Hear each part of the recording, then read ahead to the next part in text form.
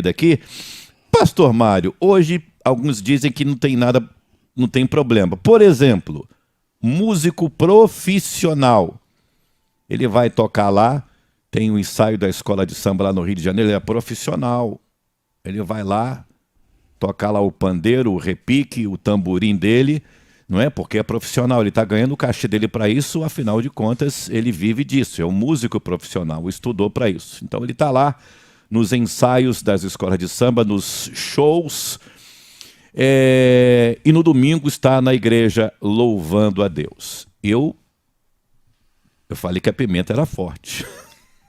E aqui vai para o músico que está, deixar essa batatinha aqui para o nosso músico e o nosso diácono. Assim, sinceramente, tem pessoas que podem concordar ou não, não tem problema, a gente tem que se posicionar. Claro. O que os meus queridos irmãos, pastor e diácono, acham disso? Sinceramente, pastor Mário, literalmente, aí você vai na igreja, dá lá o show, o irmão lá, ou seja, um diácono, ou seja, um obreiro, aí tá lá, ou seja, que ritmo for, tá até num funkão. Ah, eu sou DJ porque eu, não é? E agora tem DJ, inclusive, em muitas congregações aí, né? Tocando pancadão em cultos jovens, o que, no meu entendimento, é surreal, inconcebível. Mas, pastor Mário Souza. A minha opinião sincera, eu sou visceralmente contra a tudo isso. Quem quiser concordar, concorde. Quem quiser aceitar, aceite. Agora, eu não concordo, eu não aceito, eu pessoalmente.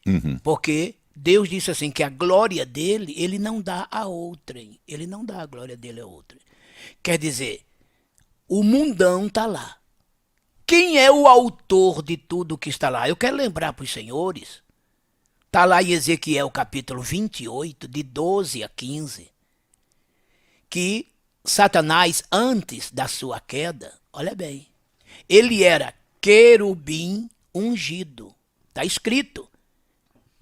Se ele era ungido, essa unção dele está falando de liderança. Então ele era líder dos querubins. E querubins, juntamente com serafins, são duas categorias de seres, de anjos, que lidam com a música.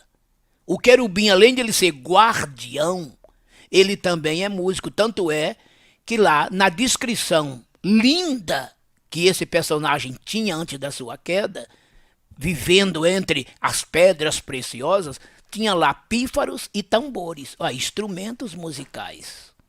Ele lidava com isso. Então tudo leva a crer que ele era uma espécie de maestro do coral. É claro que não está vago o cargo. Deus não deixa nada vago. Mas, se a Bíblia o chama de querubim ungido, ele lidava com isso. E ele foi expulso pela sua rebelião, pela sua arrogância, pela sua altivez, né? E esse ser está aí no mundo fazendo o quê?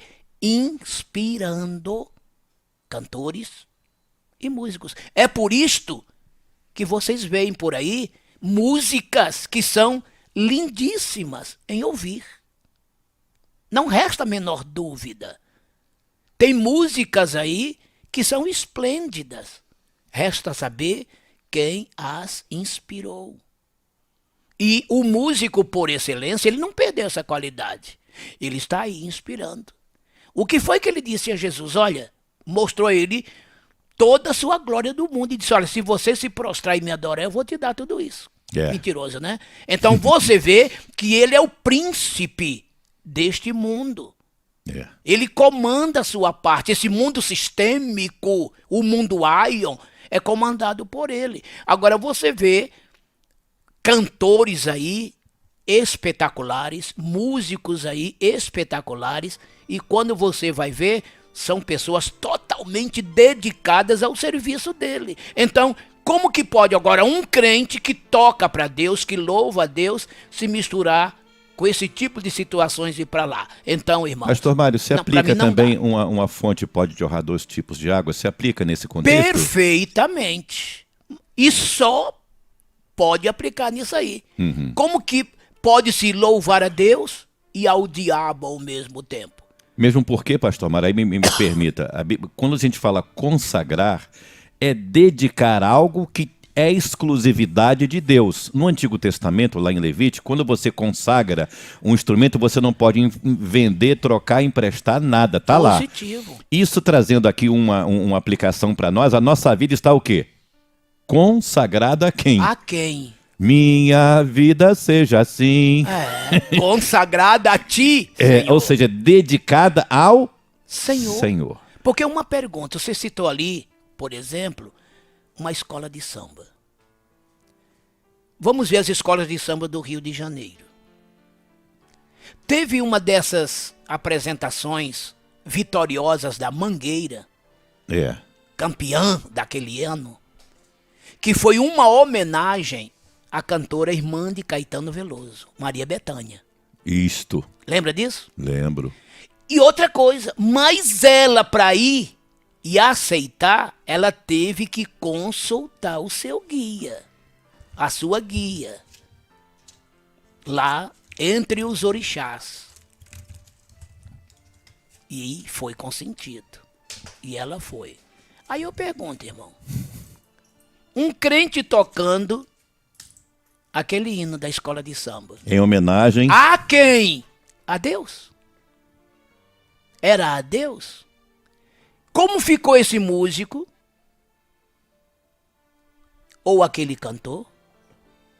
E depois vai na igreja louvar a Deus? Aí vem aquilo que está lá em Malaquias, capítulo 2, de 10 em diante, né? Vocês estão enchendo os altares de lágrimas com jejuns, mas eu não vos ouço. Eu escondo o meu rosto de vocês. Chega do intrépido dos seus cantos, dos seus instrumentos. Chega, chega. Foi um basta que ele deu. Deus deu um grito, chega. Aleluia. Chega disto. Não vem pra cá não, meu irmão. Não vem pra cá não. Negativo. Negativo. Irmão Mário Souza, eu não aceito. Ou uma coisa ou outra. Entendeu? Porque não tem aqui alternativa. Ou você serve a Deus, ou você serve a Mamon.